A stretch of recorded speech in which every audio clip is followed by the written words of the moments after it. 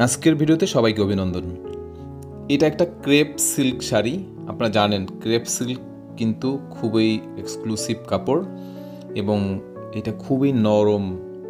এই কাপড়ের মধ্যে হ্যান্ড পেইন্ট করা একটু ঝামেলার।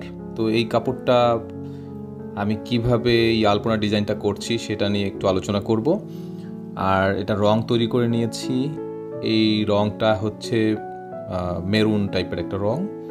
এখানে আমি নিউটেক্স, অ্যাপ্রিটন সামান্য এবং বাইন্ডার এনকে দিয়ে রংটা তৈরি করেছি। এরপর আমি ডিজাইনটা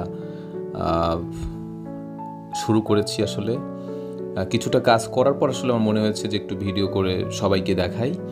তো প্রথমে আমি কি করেছি, একটু স্কেল দিয়ে দাগ দিয়েছি যে কতটুকু হতে পারে আনুমানিক, সেই দাগটা দিয়ে এরপরে চিকন লাইনটা এটা আন্দাজেই করা যায় মোটামুটি। অনেক দিন পরে আসলে এই ধরনের ডিজাইন করছি।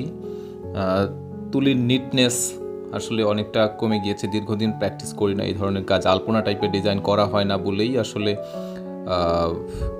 এটার অভ্যাসটা মানে রেগুলার না থাকলে আসলে হাতের ফিনিশিং ভালো আসে না। তারপরেও আশা করি এই কাজটা করতে গিয়ে আমার হাতের জড়তাও অনেকটা কেটেছে এবং ডিটেইল ড্রয়িং করার জন্য আসলে এই ধরনের ডিজাইন খুবই হেল্প করে। তো এখানে আপনারা যদি এই টাইপের কাজ করেন সেক্ষেত্রে দেখবেন যে কয়েকটা কাজ করলেই হাতের ফিনিশিং চলে আসবে বা মোটামুটি হাতে ব্যালেন্স চলে আসবে। আর তুলিটা সোজাভাবে ধরতে হয়, একদম উপর থেকে নিচ পর্যন্ত। কলমের মতো ধরলে তুলিটা একটু দেখা যায় না ঠিক মতো ফিনিশিংটা, তো এটা আসলে একটু সোজাভাবে ধরতে হয়। আর এখানে আমি 000 ব্যবহার করেছি কিছু কিছু জায়গায়, আর কিছু কিছু জায়গায় আমি 2 নাম্বার ব্রাশও ব্যবহার করেছি।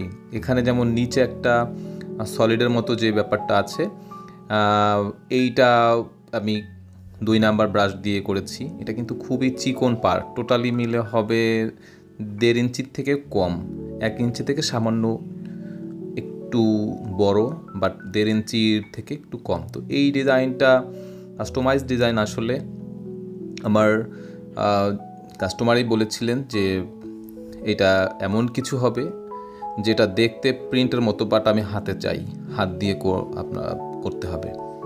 তো আমি প্রথমে একটু ভয় পেয়েছিলাম যে আসলে পারবো কিনা, তবে শেষ পর্যন্ত আমার মনে হয় ভালোই হবে। দেখা যাক। আর এতক্ষণ যারা সঙ্গে ছিলেন সবাইকে ধন্যবাদ।